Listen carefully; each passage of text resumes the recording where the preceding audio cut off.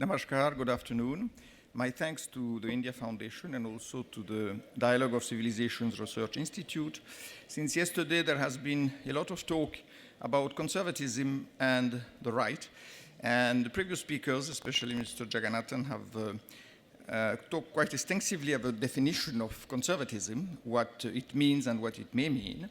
And without wanting to expand on it too much, I would like to point out that both the right, as we said yesterday, is it the right or is it the right wing, and conservatism are rooted in a traditional vision of the world which somehow puts, as we know, the right is the auspicious side, while the left is what was called sinister. Sinister means the left. And it's interesting that in the last 2 centuries, there has been a reversal, and the left tends now to signify the positive and the progressive and the well-meaning and the generous, whereas the right has become essentially pigeonholed into a selfish and a self-centered and reactionary or a rejection of change. So we have seen in the last several years the rise of new kinds of conservatism, whether it's in Russia, in the US. In the US, the old conservatism was, I would say, on the back foot. And then we had the rise of neoconservatism, which is altogether a very different thing because it had a very militarily aggressive and colonialist, or at least neo-colonialist attitude, whereas conservatism traditionally was rather suspicious about making external commitments to other nations, because conservatism essentially tends to look at every country as being its own world, which therefore cannot aspire to a universal domination nor to universal meanings. And on the other hand, I would like to mention that I happen to be one person who was right from the beginning in 2002 associated with the development of the World Public Forum Dialogue of Civilizations, which first met in India. And the initial idea was mooted by President Khatami of Iran, although before him there had been an initiative pursued by the Shah Banu of Persia, Faradiba. After many years, this was then picked up by Mr. Vladimir Yakunin from Russia, who was trying to come here at this particular conclave, but in the end could not be present. And therefore it has 18 years of history, practically 19 years of history. And we have here today the CEO and chairman of the Dialogue of Civilization Research Institute, which is the sort of logical continuation of the World Public Forum Dialogue of Civilizations.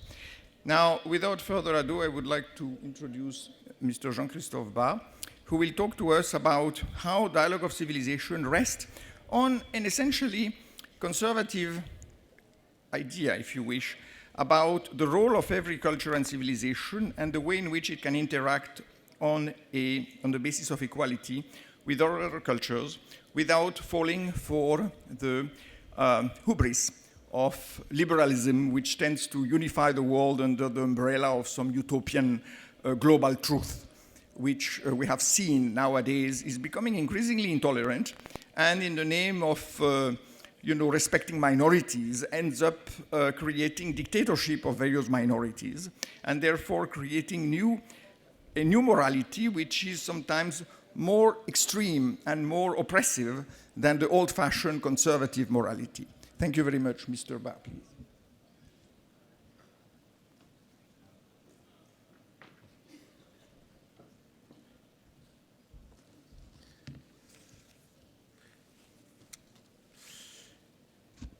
Good morning. Good morning, India. Mr. Chairman, thanks a lot for your kind words of introduction. Mr. Minister, I'm extremely pleased to be here this morning, also very honored to be partnering with the India Foundation. It is indeed the first time that Dialogue of Civilization Institute and the India Foundation are collaborating here today. And I'd like to send a salutation and gratitude from the board of the Dialogue of Civilization Institute, from its chairman, Dr. Yakunin, and also to say that even so the Dialogue of Civilization is based in Berlin, in Germany, it is also partially rooted here in India, because one of the co-founders of the institute is Mr. Jagdish Kapoor, the famous entrepreneur and futurologist. So we are certainly not a stranger here in India. The Dialogue of Civilization Institute is portraying itself as the first ever multilateral think tank.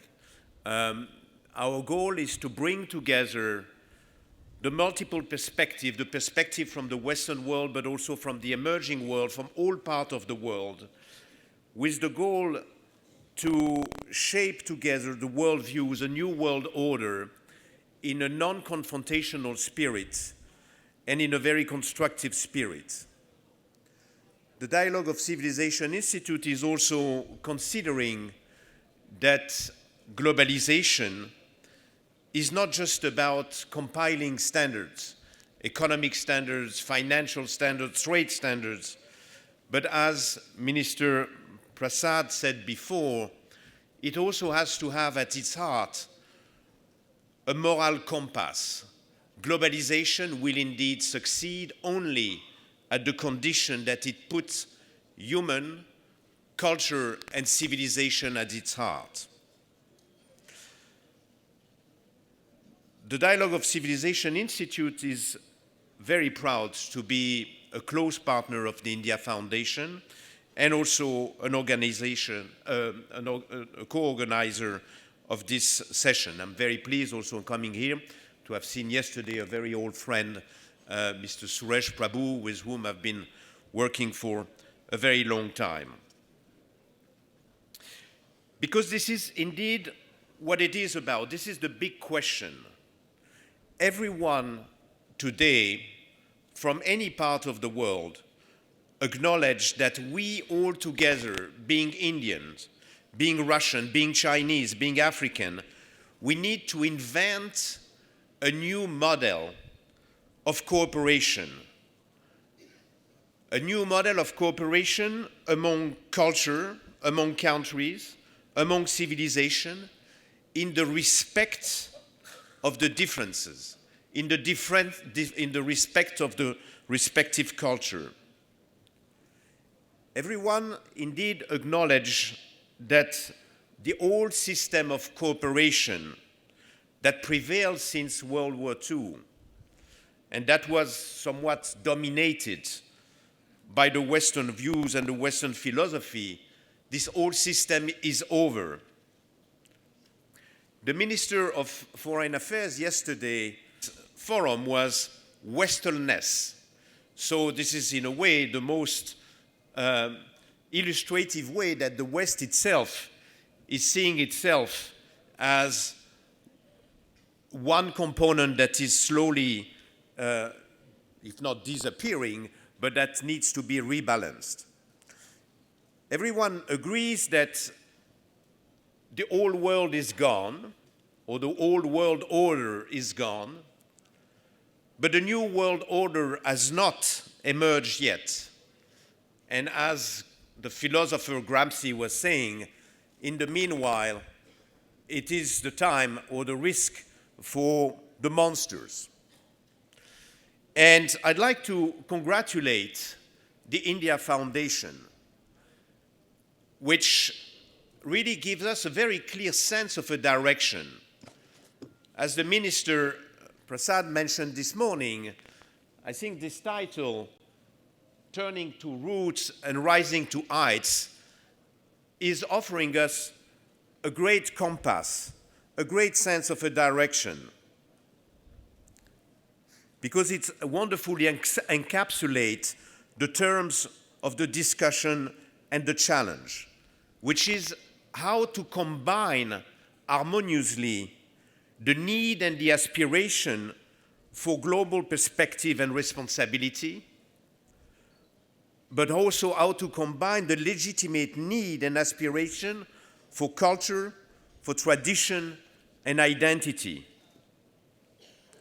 Everyone agrees and knows and acknowledges today that the notion of the Western-inspired universal values must be profoundly revisited, must be reinvented altogether. And in order to see and to look at what will keep us all together as humanity. I believe that the big mistake has been to oppose or to believe that the roots and the heights were not compatible.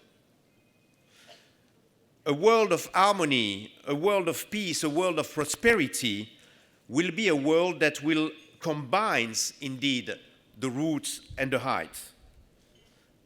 And again, I mean, as the minister stressed this morning, for globalization to succeed, it must go deep in its roots in order to make it compatible and to make it successful, and the capacity of building a world where culture, tradition, religion coexist harmoniously in the respect of the differences. But also a world where the culture and the tradition and civilization can transcend their differences and define shared views. And I insist on this word of shared, not universal, but shared views, shared goals. Mr. Chairman, I know that this session is to discuss about the rise of conservatism around the world, and maybe I took a bit some distance with the strict notion of conservatism. And I think, as it was mentioned today, this morning by Mr. Yaganathan, conservatism or liberalism, or in a way, are labels, and that we can be either a conservative on the cultural point of view, a progressive in an economic point of view, and I think what really matters today is indeed those divides and those dilemmas, the divides between conservatism and liberalism, the divide between the globalist and the localist, the divide between the religion and the religious and the seculars. And I think what is really important, if we want to have a world that really will be peaceful and prosperous, is really to be able to avoid this notion of a winner takes all. We need to be able to create the condition of a peaceful coexistence. And this is, in a way, what was said this morning by the minister, the terms of a new moral compass, because this is indeed very much what it is about. Ladies and gentlemen, dear friends, the world, in a way, is at the crossroads again. This year, 2020, to a certain extent, is a special year. The world will celebrate the 75th anniversary of the end of World War II. It is also the 75th anniversary of the bombing in Hiroshima. And it is also the 75th anniversary of the creation of the United Nations.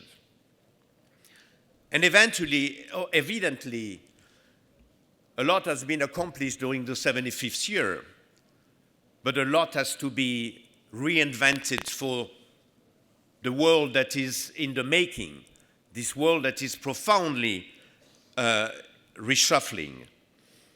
And that's why, indeed, we can consider that the world is at the crossroads and needs urgently to be reimagined and to create the world that we want, a world of cooperation among all culture and civilization.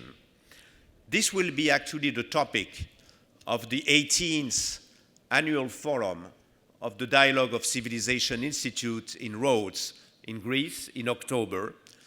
And I would like to end my initial comment to invite the India Foundation, to invite you, because we have the conviction that it is extremely important that the voice of India, that the voice of the Indian culture and the voice of India is absolutely indispensable in this global conversation. Thank you.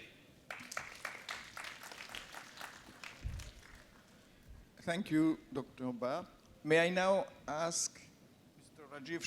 Dr. Rajeev Srinivasan, who has an extensive experience in technology as well as in journalism, to give us his thoughts on the matter of conservatism vis-à-vis the changing world. Thank you. Thank you, Mr. Chairman, Minister Prasad, Mr. Ramadhav, other dignitaries and friends. I have some slides. I hope I can get them up here. If not, I'll have to depend on my trusty phone to read out my slides. Great, thank you. And now how do I move them forward? Not very sure of that. How do I move the slides forward? I need a clicker. Right. Okay.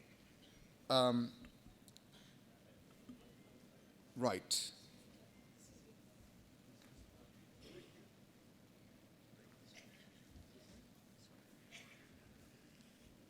Okay. Oops. Okay. All right. Yeah, I'm a columnist and a part-time teacher, so teachers always depend on slides, and that's why I have to make slides. So please excuse that. My 2 points I wanted to make, I've got 9 minutes now, is first to take a look at whether Indian conservatism and Western conservatism are similar, and secondly, whether they can have a modus vivendi, that is, can they live together? That's basically what I'm going to be talking about. Now, as we start looking at this topic, the first thing that comes to mind is that there is a significant problem of nomenclature. This has been mentioned by the minister and by Jaggi and also by Mr. Carpentier, how there is nomenclatural inexactitude, for example. And it was interesting that you mentioned sinister. There is also gauche, right? Both these are negative words about the left, but in a way, the left has become fashionable in the last few years. However, I could also suggest that there's been a tsunami of the rise of the the rise of the conservative or the right-wing movement. If you look at what's happened in politics over the last 10, 15 years, the right has been on the ascendant, if you broadly describe the right as conservatives. First was the rise of Mr. Modi himself, the Prime Minister, his victory, followed by Brexit, and then the rise of Trump. All these point to one singular fact, which is that the left elites have lost power in their respective countries. Their ability to persuade people about their perspectives has been lost, and the people have rebelled. And this is something that the left elites are not at all happy about. The liberals are not at all happy about this.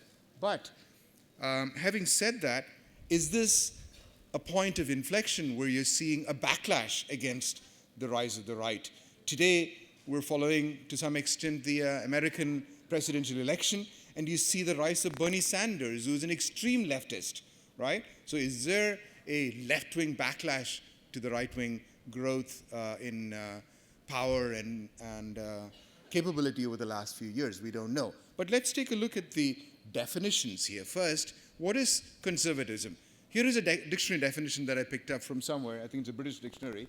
And I won't spend much time on this, except there are some things here that are clearly against Indian conservatism. For example, this business about proponents of theological conservatism. We are not particularly stick in the mud when it comes to theology. And secondly, we do have this concept of free enterprise. So there are some things in common and some things not in common.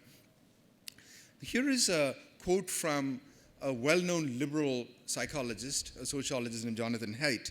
Interestingly, and I think Jaggi touched upon this as well, there are 5 or 6, I think 6 variables that define a group of people. And if you look at it carefully, conservatives can understand all 6 of them, and this was mentioned earlier. The first 3 are the only things that liberals can understand. They simply cannot see the last 3. The fact that there is a certain affiliation that we all have that's to something greater than ourselves. to a company, to a country, to a company, to a society, etc., that feeling of belongingness, nationalism, if you will, is something that liberals cannot understand. The idea that there is some authority that you have to respect, and the authority is a benign authority. And finally, the idea of purity. These are things that liberals simply cannot see. They just can't see. The only things they see are the first three, but conservatives can see all six of them. Does this dichotomy apply in India? And then secondly, is there some common cause between us and the Western conservative movement? Now, I'm going to confine my comments to the American conservative movement because I personally lived in America and changed from an Indian liberal to an Indian conservative, and I observed a lot of conservatives there, for example, the Hoover Institution at my alma mater, Stanford. And so I have a number of points to raise about them. But this is something that Bruno Messias, a Portuguese foreign minister, who was a very astute observer, said a couple of days ago, February 22nd, I believe. He said that the best conservatives now, or the most interesting conservatives, are in India. And Swapan is not here, but here is a shout out to him and to Makrand. He pointed them out specifically as interesting conservatives. And I spoke to Messias and I asked him, what is it that is different between the two? And he said he thinks there's been nothing new in Western conservatism over the last 60, 70 years. Whereas in India, there is an actual awakening. That was his perspective, and I think he's right. We are beginning to awaken, and of course our ecosystems are a little bit different as well, as we will talk about in a minute. If you look at the West, the conservatives have dominated, especially conservative Christians. They have the deep state, which is the CIA and other entities that support them. Whereas in India, conservative Hindus have been, and Ajay used the term subaltern, we literally have been subaltern second-class citizens, so there is a big difference here. The discourse in India, as you all know, is extremely skewed to the left, and the Swatantra Party, which was the economic conservative party here, has vanished without a trace, and socialism is the watchword of the Nehru and Stalinist left. In the West, unfortunately, racism and exclusion of all kinds of people were dominant until relatively recently, maybe 30, 40 years ago. This talking about the US. In India, I would say, without mincing any words, we have an apartheid state. If you look at the Constitution, for example, it deliberately puts people down, specifically Hindus. So who are the Indian conservatives? Okay, I think they're economically liberal, socially moderate, very nationalistic, and we support Indian traditions, and environmentally conscious, and they've been excluded from the narrative here. We should be looking at something that is a different narrative. This is something that is going to affect the entire world. There is a Protestant narrative that is prevalent in the West in general, specifically the US. There is a Confucian narrative that has come up in China. Unfortunately, both of them are brothers under the skin in the sense that they're about more ships, more GDP, more weapons, more money, etc. This is something that is simply not sustainable because the three biggest problems that we see in the world today, that is global warming, the tsunami of plastics, and then Islamic fundamentalism are all based on this quest for more. Whereas we have a radically different perspective. We can live in a limited way without affecting the planet too much. And this has been our perspective all along, the Vanaprastha stage. You finish your productive life and then you withdraw, and then you stop consuming, and then eventually become a sannyasi. So that narrative, the grand narrative that India has, is something that I think we have to offer to the rest of the world, which is a sustainable narrative, and this is the only way we will be able to take this planet forward and live with it in the future. In fact, it's very interesting in terms of this nomenclature confusion. It's the new left in the US, which actually looks a lot like the Indian conservatives because we have women-friendly, environmentally friendly, etc. Western conservatives again, are basically living on the privileges of many hundreds of years, whereas we are trying to bring back 5,000 years of our history. Western conservatives are facing some challenges, but we're facing, as we have seen in the recent past with the Delhi narrative, the Delhi riots narrative, if you look at any newspaper, including the Wall Street Journal, they have painted it in an extremely negative fashion, essentially suggesting, if you will, genocide of Hindus. Okay, so there is an asymmetry between the Indian and the Western conservatives. The conservatives in the West are powerful, we're not. Nevertheless, I think, as I mentioned about the sustainability of the planet and going forward, we need to work together because there is mutual benefit. But there is also one clear area where we converge, and that is the containment of China. This is something where the US deep state really has significant interest in India. Okay? The goal of the Indian conservative really is to go back to this golden age and at the same time rise to the top. And not to number 3, which we will get to pretty soon. We should be trying to get to number 1. That should be our strategic intent. And in this context, I'd like to bring up one other conservatism that we've not talked about, that's Japanese conservatism. Because they have managed to maintain their traditions. If you go to Japan, they still have 1,000-year-old traditions, but they're superficially very, very modern. So I would submit that this is the right model for us, not exactly Western conservatism. And again, our conservatism is not about consumerism, it's about renunciation. So to conclude, we do have several points of divergence from Western conservatism, but I think it's mutually beneficial for us and for them that we cooperate. And in certain areas, such as containing China and Stalinism, and in particular the cultural Marxist-Leninism that we see rampant even in India, there is an opportunity for the two of us to cooperate. Thank you very much.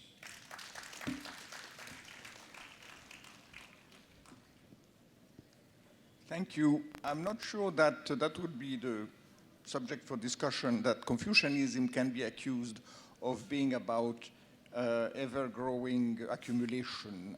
I think there is also a great deal of austerity and restraint in Confucianism. What China is practicing is a modified form of Marxism combined with capitalism, which... Yes. May I now introduce the last speaker, Mr. S. Prasanarajan, and also a senior journalist and writer, and who has held several important editorial positions.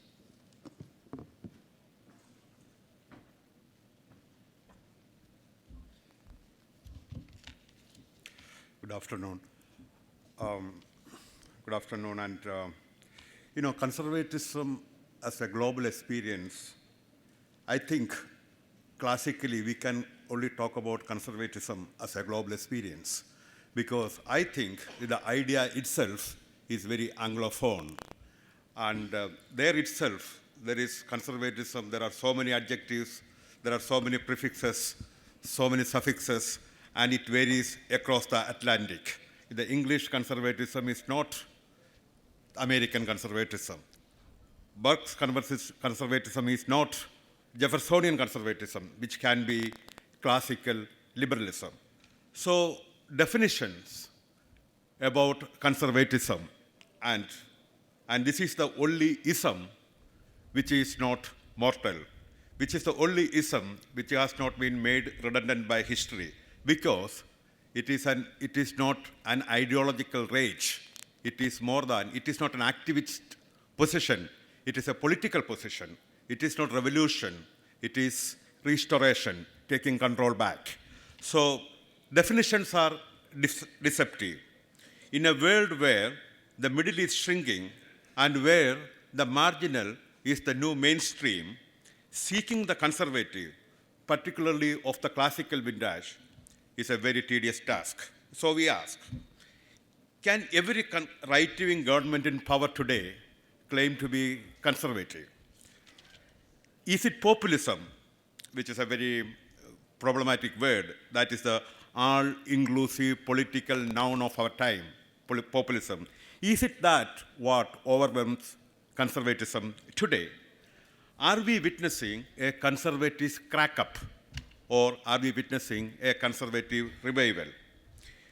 We may be able to answer these questions if we step back from the hyperbole.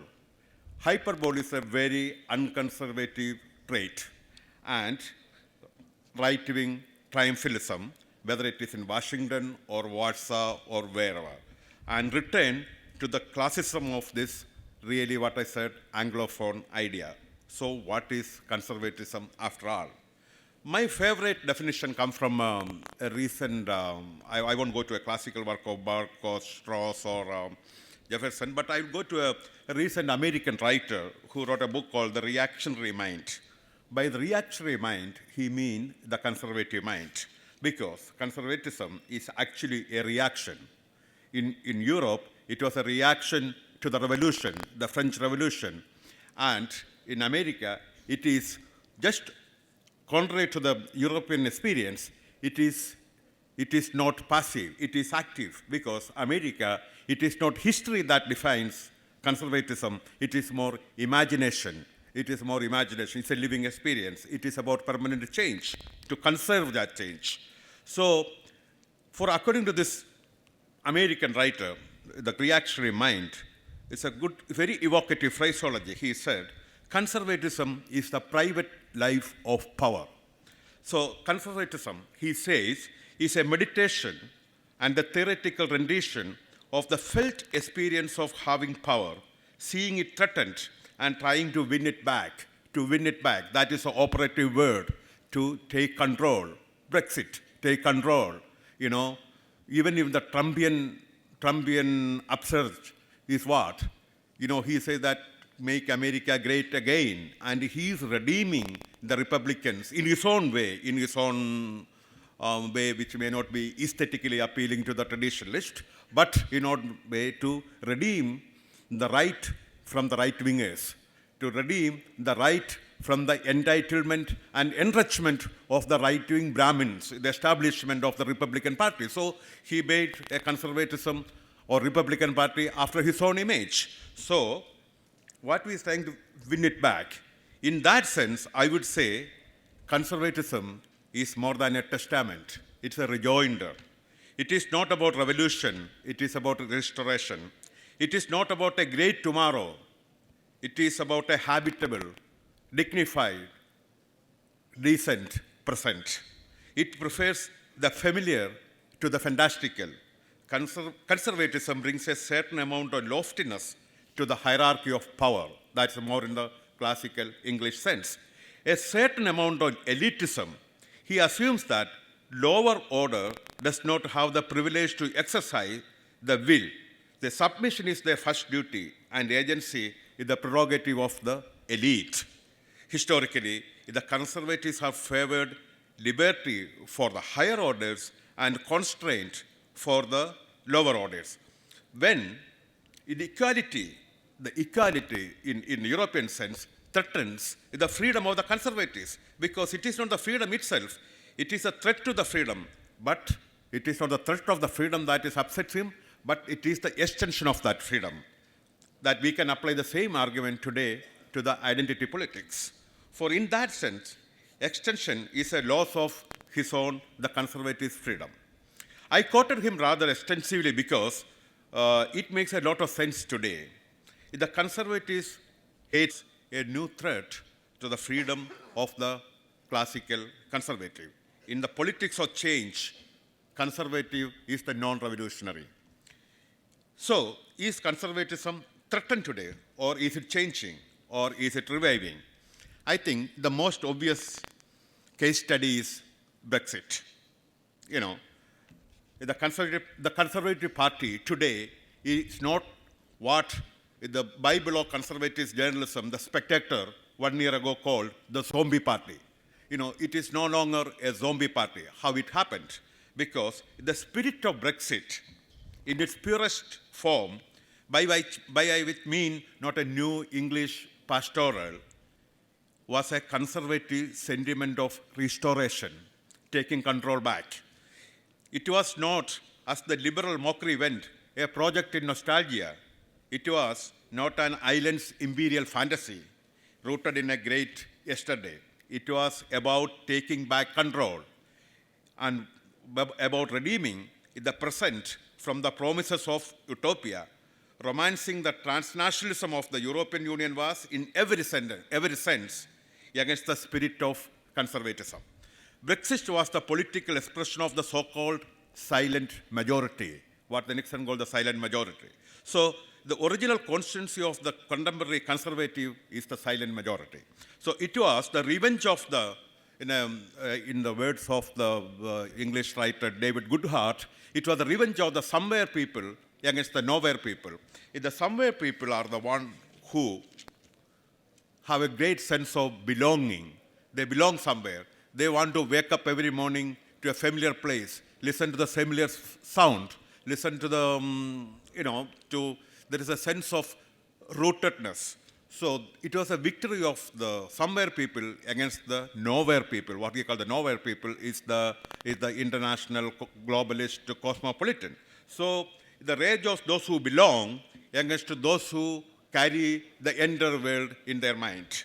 So it was the victory of the post-Brexit conservatism is a traditionalism and virtual content, carries the traditional and virtual content of the classical conservatism. That is why in Boris Johnson's Brexit Britain, Conservative Party is no longer a zombie party. So then after the high noon of the Thatcherite revolution, or whatever you may call, there was some kind of a hibernation, because in Cameroon's social conservatism was not really effective. So now let us move to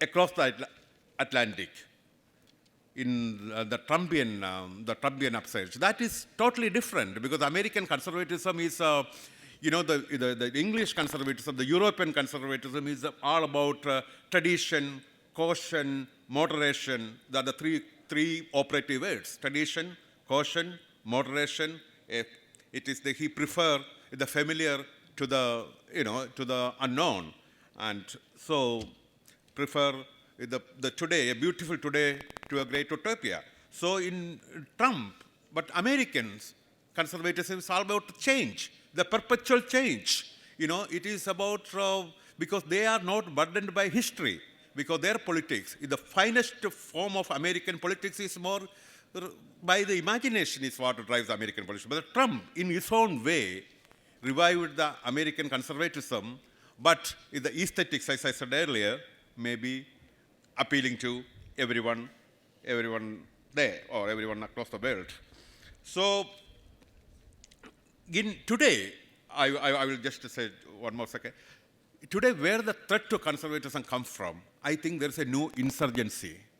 That is what we call, the post-communist world, everywhere, what we call the populism, or, we have to come to terms with the idea of the nation. That is what Trump has done, and a new kind of nativism. So how conservatism today can cope with this changing world, the post-communist, the post-war, because Trump, Ronald Reagan, the great conservative, wanted to breach the wall, and the new American conservative want to build a wall. That is a difference. So the conservatism today had to deal with one major thing: immigration. That's the number one thing. How you deal with immigration? In America, there was never a fear of the foreigner, because the idea, the great American dream, is built by the immigrants. It is built by the outsider. So in Europe, but today it is changing, because he wanted to build a wall, and yesterday somebody wanted to breach a wall. And the new conservative is not about Birkenstocks, is not a prudent or moderate. It's a preservation of the permanent change. So how to deal with that change is the challenge of the conservatives today. Thank you. Thank you, Mr. Prasanarajan.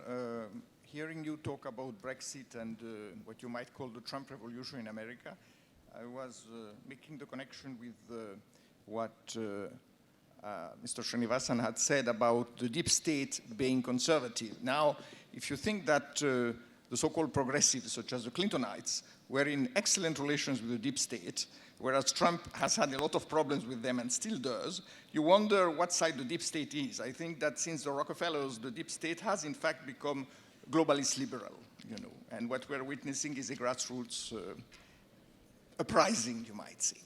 Now, I think we can open the floor for a few questions. Now, all right, the lady in right here, yes. Namaskar, I'm Devsena Mishra, I'm from Delhi. And I would like to say, conservatism is not an Indian idea. Bharatiya approach believes in integrated viewpoint, and it reflects in our all core ideas. We believe that the progress of the man means progress of body, mind, intelligence, and soul all together. So now, as the West seems in some introspecting mode and willing to reinvent itself, we have some intellectual assets to offer you. And one of the isms that we can offer you is, I believe, is the philosophy of integral humanism, given by our great visionary Pandit Deen Dayal Upadhyay ji. So you can build that as a global notion. How much are you willing to take that? I leave that on you. Anybody wants to take this question, or is it an observation? All right, point well taken. The lady in pink behind. Right. Am I audible? Thank you, Rajeev sir, for mentioning the dichotomy between Western and Indian conservatism. But both the panels, the last and this as well, has missed out, I feel, on one important fissure when you discuss conservatism, and that is the religious angle.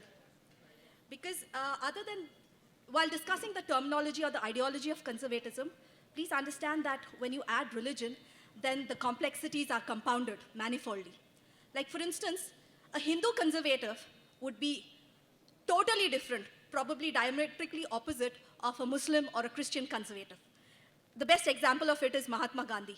He's probably the biggest change agent, somebody who would bend backward to accommodate every community. Whereas a Muslim liberal like Jinnah also at some point of time willy-nilly will vouch for Allah, Quran, and Sharia law. So I think it's very important to understand that aspect as well. Thank you. Thank you. Yeah.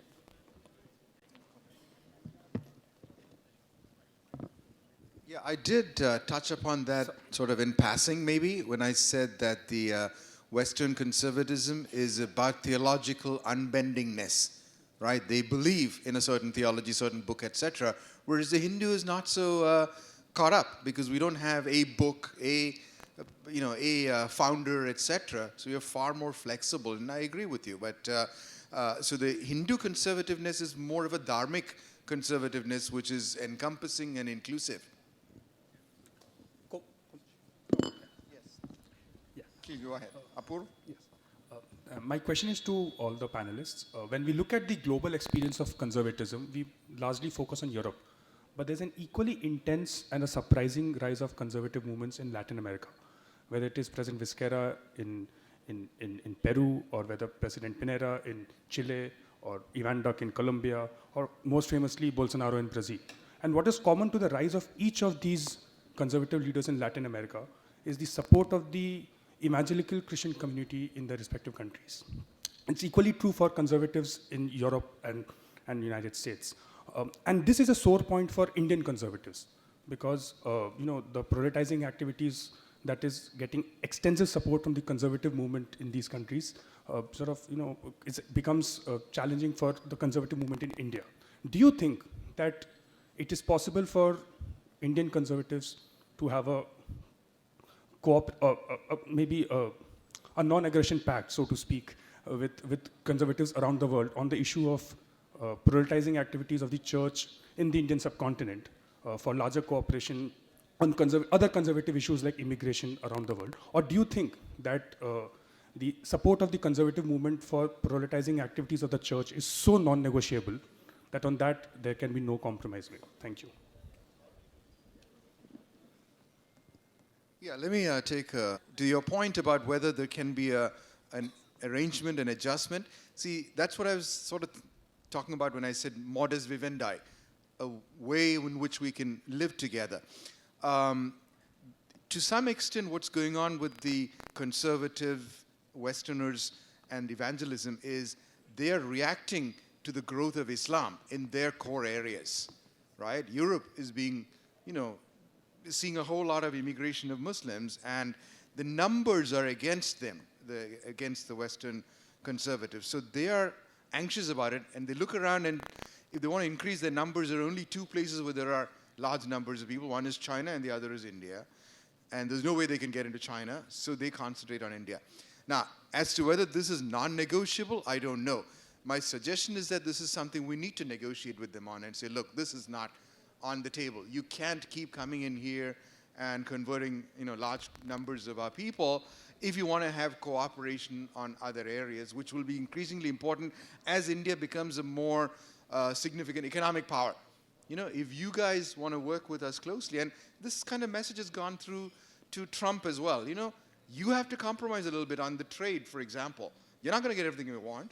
You got to give us something as well. So my belief is that, yeah, this can be worked out, and they'll stop preying on us to some extent.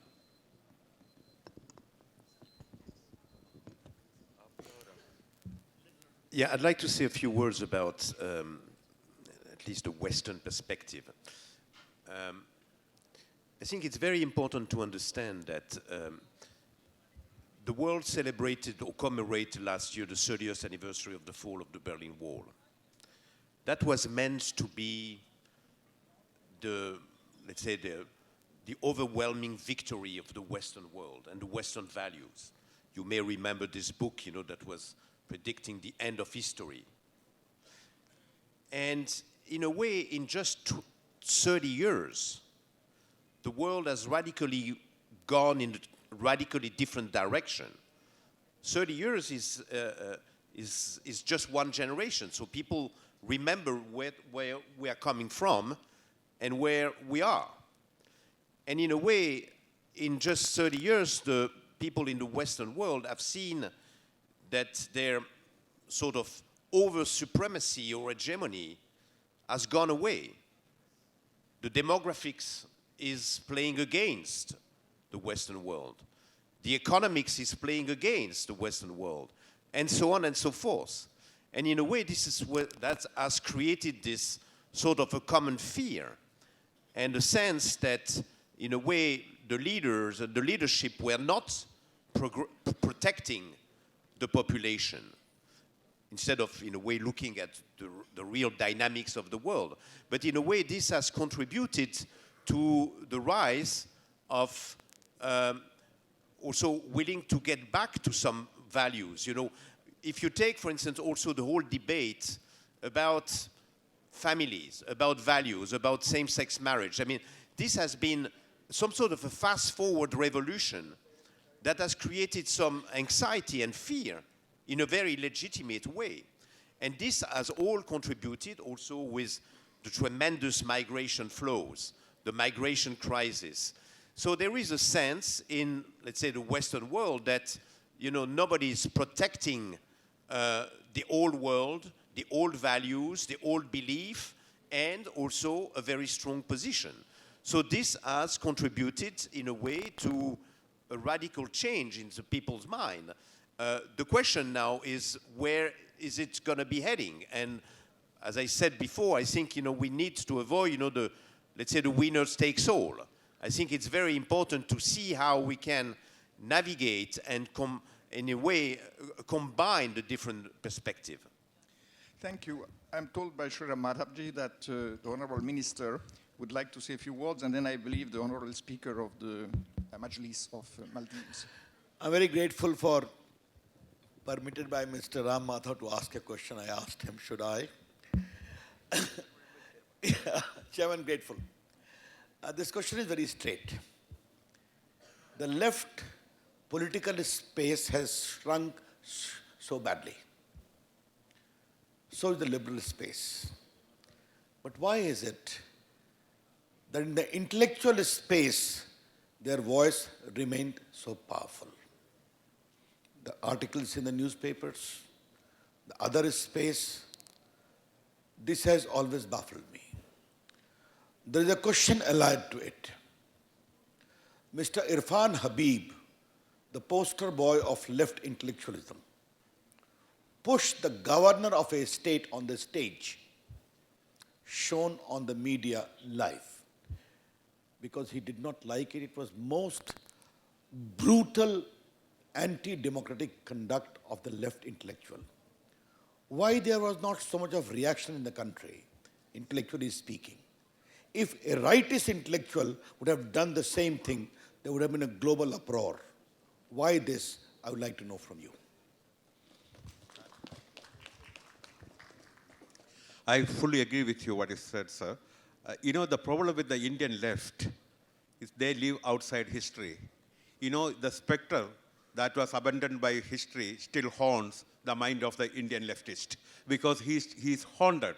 Because the Soviet Union collapsed, but the Soviet mindset somehow lives in the Indian left. Because there is no new left here, because that is an oxymoron. Because left can never be new because they still are dictated by the book. Because everything is a book. Because they lost India. They lost the argument. Today what is happening globally, even the conservative revival, is to a great extent because of the liberal crack-up. How the liberals lost the argument. Because liberalism has become an evangelism. Because they lost the struggle for power. Because evangelism is actually talking truth to power. And politics is about, seeking power to make the truth. So because the liberals have lost the argument because they don't have the power. Because politics is for power. And the leftists is still arguing with the ghost of history. So that's what my answer is. Yes, sir. My belief, it's a slightly flippant remark. Somebody said some years ago that if you're not a liberal at 20, you don't have a heart. And if you're still a liberal at 40, you don't have a head or a brain, okay? And that is true. Liberalism or communism, in fact, is quite attractive theoretically. Its practical implementation, i.e. Stalinism, is not attractive, right? But the youngsters don't know that. So there is a constant supply of young people who are willing to be brainwashed. And that's what's happening, for example, with Bernie Sanders as well. Bernie Sanders is a crazy old man. And if he wins, the Democratic Party and America are both in trouble, right? And pretty much that can be seen by most of us except for the young. So that's one reason why you have this upsurge. And the other is, I'm from Kerala, and I saw this incident that you mentioned. It's unbelievable. There is an entitlement that the left feels. We can do this because we own you. No, not really. You don't own us, but that's their attitude in many ways. Yes, Mr. Nasheed. Thank you very much. I suspect the topic is included in this conclave to wash or to remove ourselves from a number of accusations on the conservatives. I call myself a conservative. I do that, I started doing that because I have been tortured twice in the name of society. Every time I was arrested, I would be accused, this was for the good of society. And I had a view, therefore, that, as you mentioned, I was probably far more left when I was in university and college and so on. But this individualism had to come out better than the society, and it was that view that brought me into center-right politics. But I would associate conservatism with a free market. I would associate conservatism with individualism. But at the same time, my own party brought a taxation system to the Maldives. We brought a social protection program for the Maldives. And I suspect the BJP does similar kind of things. They brought a GST system to India, which is a left-wing idea in many theoretical senses. They also brought in a number of the health insurance scheme. So it's conservatism, in my mind, defines free market, individualism, and also moving away. But you know, the accusations of fascism, nationalism, racism to conservatives, that's what I would like to move away from. And that is the kind of washing I am hoping that your conversation is providing. Yes, thank you. I believe that, you know, I'm brought back to what Gregory Bateson wrote about how there are, in every action, there is rigor and there is imagination. And the balance of the two is what creates wholesomeness. And we could assimilate conservatism to rigor and liberalism to imagination. But neither of the two can be left to itself. There has to be a combination and a balance. I'm afraid that we will not be able to take any more questions because time has run out. So I would like to invite General Katoch to come on stage and felicitate the speakers. General Katoch. Thank you. Before we do the felicitation, may I request each of you to join me in conveying to all of them a very warm round of applause. Indeed, most interesting, and thank you very much. May I request Shri Shakti Sinha to kindly come to the podium and felicitate our guests, please. From there.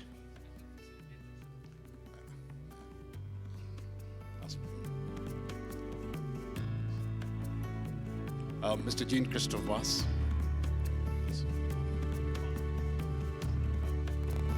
A shot. The French speak it right.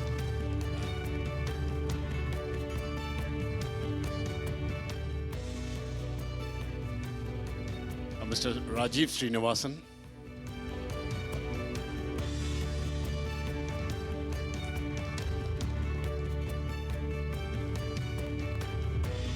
Mr. S. PRASANNARA.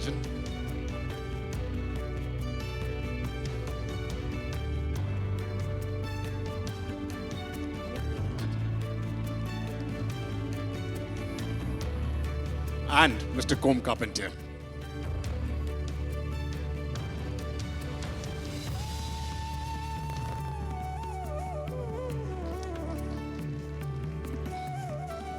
Thank you very much.